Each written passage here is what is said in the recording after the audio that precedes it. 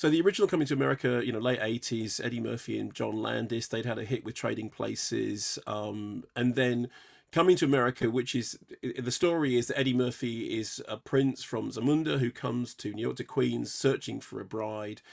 He and John Landis famously kind of had a feud and fell out, although they did work together again for Beverly Hills Cop 3. But the movie was a huge hit. It cost something like 30 million and then took 300 million.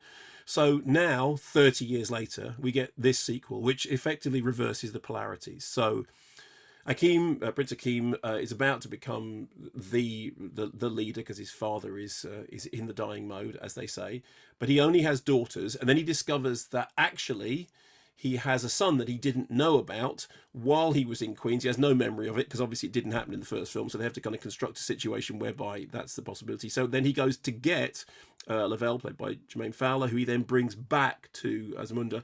And so it's like the fish out of water thing is reversed. It's the other way around. Here is the moment that sets it all up with Eddie Murphy and Arsenio Hall. Here's a clip. Soon, Nextdorian warriors will assassinate me. I have a child on the other side of the world. Take heart in your grief. You are king now. Be as your father. Bark orders at me. Throw things at me. It will make you happy.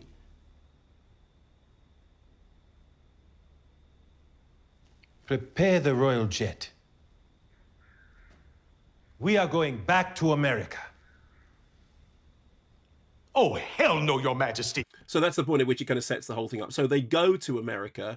They get the son who they didn't know anything about before. They take him back to Zamunda, where the whole deal is that he will marry the daughter of a neighbouring sort of warlike group, which is led by Wesley Snipes. But of course, because the story's history repeating itself, he doesn't want to do that. Like in the story before, what he actually wants to do is find somebody that with whom he's in love, and he ends up.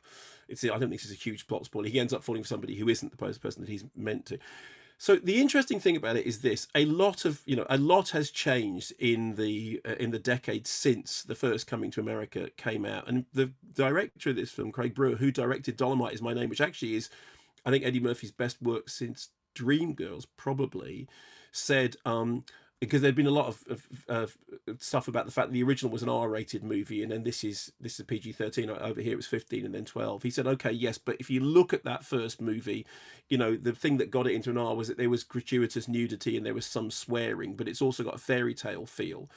But everything has changed about the world, and there are things that they did in that first film that they couldn't do anymore. So they're essentially they've had to update everything to the changing climate. So now he has 3 daughters, all of whom are completely kick-ass, all of whom actually could clearly lead the kingdom better than he could. Why is it that they need a bloke to do that?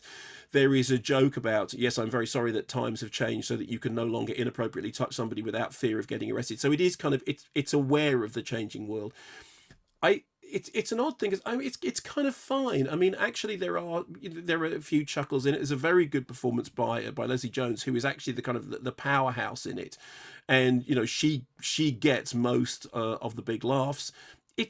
I don't think it's got anything like the longevity that the original had. I don't think it's going to last anything like that at all. But it's absolutely right that the tone of it's a much softer, much gentler film than the original, because everything has changed. Got a good performance by Kiki Lane. It was always good.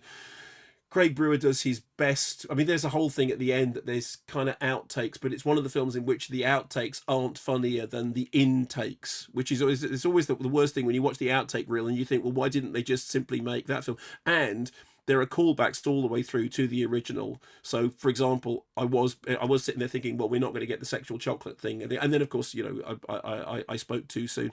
So it's fine. It's not great, but it's not bad.